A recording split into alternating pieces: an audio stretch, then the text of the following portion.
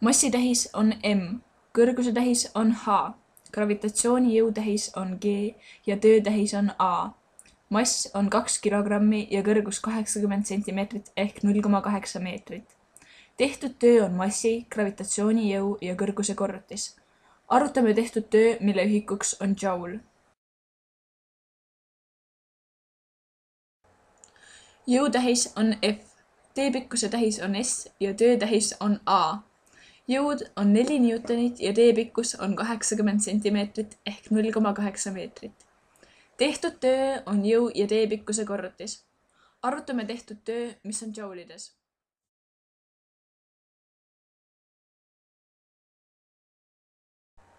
Kõrguse tähis on H, tiheduse tähis on ρ, gravitatsioonijõu tähis on G ja rõhutähis P.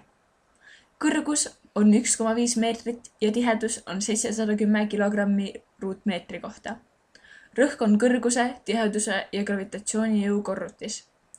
Arutame rõhu, mis on paskalites.